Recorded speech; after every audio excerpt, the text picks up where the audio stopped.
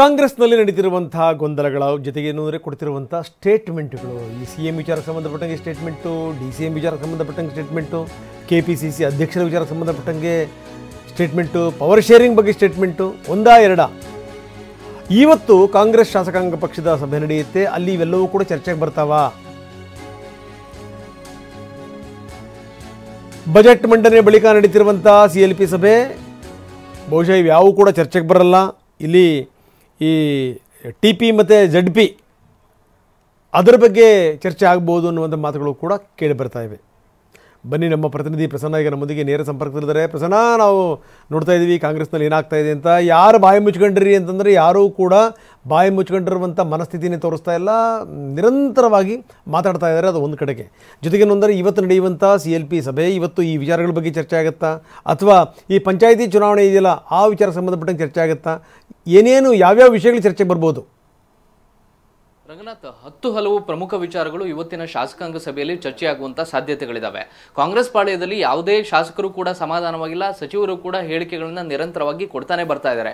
ಈ ಒಂದು ಕಾರಣಕ್ಕೋಸ್ಕರ ಇದೀಗ ನೇರವಾಗಿ ಮಲ್ಲಿಕಾರ್ಜುನ್ ಖರ್ಗೆ ಅವರೇ ವಾರ್ನಿಂಗ್ ಅನ್ನ ಕೊಟ್ಟಿರೋದ್ರಿಂದ ಮುಖ್ಯಮಂತ್ರಿಗಳು ಮತ್ತು ಉಪಮುಖ್ಯಮಂತ್ರಿಗಳು ಏಕದಾರಿಯಲ್ಲಿ ಹೋಗಬೇಕು, ಬೇರೆ ಬೇರೆ ದಿಕ್ಕಿನಲ್ಲಿ ಹೋಗಬೇಡಿ ಅಂತ ಹೇಳಿ ನೇರವಾಗಿ ಮತ್ತು ಪರೋಕ್ಷವಾಗಿ ಸೂಚನೆಯನ್ನ ಕೊಟ್ಟಿರುವಂತಹ ಹಿನ್ನೆಲೆಯಲ್ಲಿ ಇವತ್ತು ಶಾಸಕರಿಗೂ ಕೂಡ ಒಗ್ಗಟ್ಟಿನ ಪಾಠವನ್ನ ಮುಖ್ಯಮಂತ್ರಿಗಳು ಮತ್ತು DCM DK ಶಿವಕುಮಾರ್ ಅವರು ಮಾಡುವಂತ ಸಾಧ್ಯತೆ ಇದೆ.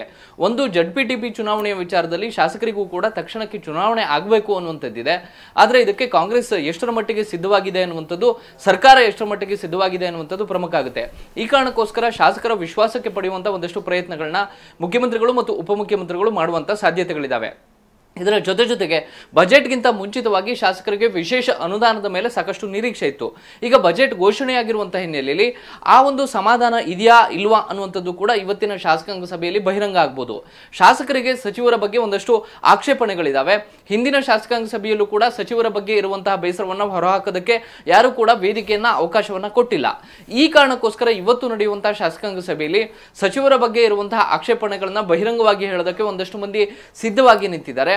ಮತ್ತು ಸಚಿವರ ಕಾರ್ಯವೈಖರಿ ಬಗ್ಗೆ ಇರುವಂತಹ ಬೇಸರಗಳು, ಅಸಮಾಧಾನಗಳು ಕೂಡ ಮಾತಿನ ಮೂಲಕ ಇವತ್ತಿನ ಶಾಸಕಾಂಗ ಸಭೆಯಲ್ಲಿ ಅವಕಾಶ ಕೊಟ್ಟರೆ ಹೊರಬರುವಂತಹ ಸಾಧ್ಯತೆಗಳಿದಾವೆ. ಮತ್ತು ಈಗ ಬಜೆಟ್ ಘೋಷಣೆಯಾದ ಬಳಿಕ ಮುಖ್ಯಮಂತ್ರಿಗಳು ತಮ್ಮ ತಮ್ಮ ಕ್ಷೇತ್ರಕ್ಕೆ ಕೊಟ್ಟಿರುವಂತಹ ಅನುದಾನಗಳ ವಿಚಾರದಲ್ಲಿ, ಯೋಜನೆಗಳ ವಿಚಾರದಲ್ಲಿ ಮುಖ್ಯಮಂತ್ರಿಗಳಿಗೆ ಒಂದಷ್ಟು ಶಾಸಕರು ಅಭಿನಂದನೆ ಸಲ್ಲಿಸೋದಕ್ಕೂ ಕೂಡ ತೀರ್ಮಾನವನ್ನು ತೆಗೆದುಕೊಂಡಿದ್ದಾರೆ. ಆ ವಿಚಾರ ಕೂಡ ಇವತ್ತಿನ ಶಾಸಕಾಂಗ ಸಭೆಯಲ್ಲಿ ಪರೋಕ್ಷವಾಗಿ ಚರ್ಚೆಗೆ ಬರುವಂತಹ ಸಾಧ್ಯತೆಗಳಿದಾವೆ.